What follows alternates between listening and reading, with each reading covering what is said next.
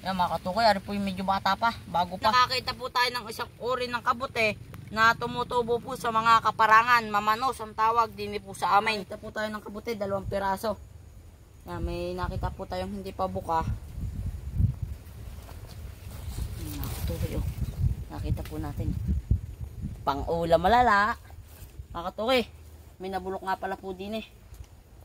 Ayan po. Wala na po yan, pag nabulok, di na po pwede. Yan. Kahapon nga pala po nakakita ako.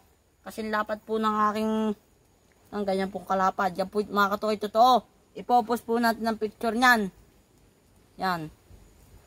Nakakuha po tayo 3 piraso. Ang isa po hindi pa buka. Lalagay nga pala po natin kabute ay ito. Alias po ng saging.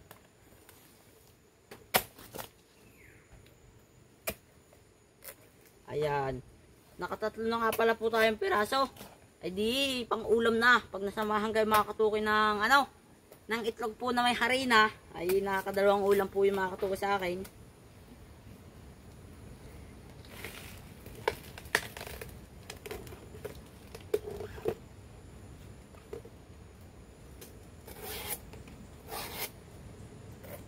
Pag ari mga katukoy na po tumutalain, ang gagawin po natin luto ay inihaw na kabute sa dahon ng saging. Ay talagang pagkakasarap mga katukoy ng mga nakaraang pong taon. Kung napapanood nyo po mga vlog ko doon sa isa natin channel, Lapatangkin nyo mang yan, may in-upload tayo mga katukoy na nanguha kami ng kabuting mamarang. Ay talagang pagkakaramay, puno po isang bilao. Ay ngayon po hindi pa po ulit tayo nakakatagpo, nakakakita ng gayong kabuting mamarang. Madalang po ngayon.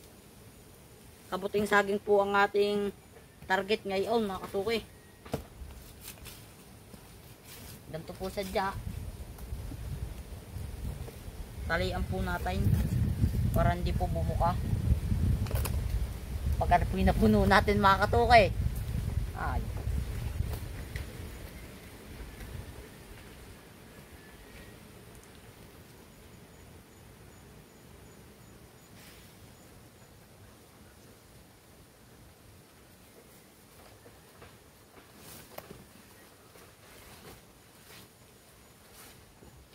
Ari po yung kabuting saging na hindi pa po nakakabukay. Kinuha na po natin, baka po hindi natin mabalkan. Sila po natin yung mga lupa-lupa.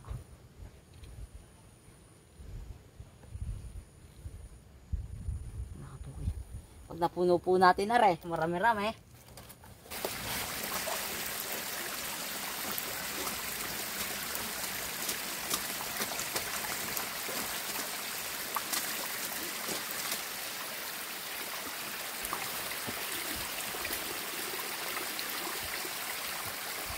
Nakakita po tayo ng isang uri ng kabute na tumutubo po sa mga kaparangan, mamanos ang tawag din po sa amin. Hindi ko lang po alam kung anong tawag dyan sa inyo. Ay, nangunguha po tayo mga katukoy. Atin pong bubunutin. Ang dami po, nakapangunat po tayo. Ayan. Ang dami po oh. At masarap po rin mga katukoy pinais. Atin hong ipapais, gawa ng arihoy maliliit. Madami ho. Ay oh.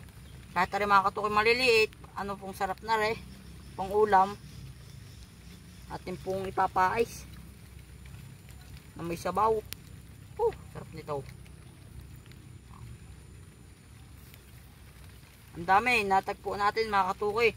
Yung mamarang po, hindi pa pa tayo nakakakita. Siguro mga katukoy, yung nasunod natin makikita. Ano pa po mga katukoy, oh. Meron pa po din yung nabubulok lang pong iba. Yan po yung kaninang umaga lang po arisuloy. Mabilis pong mabulok ito mga katukoy. Mabilis pong masira. Hindi po agad natin nakuha.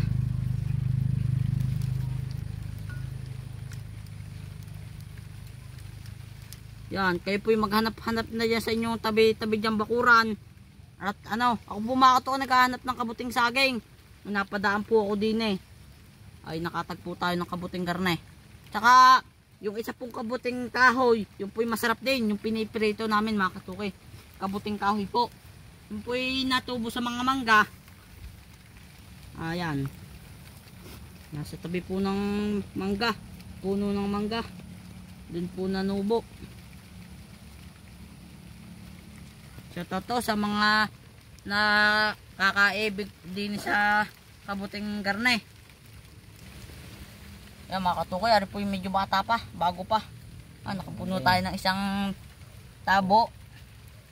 Ito po yung sinasabi ko sa inyo kaninang kabuting natubo po sa mga kahoy. Ayan, ari po yung nakakain din. Ipiprito na po tayo.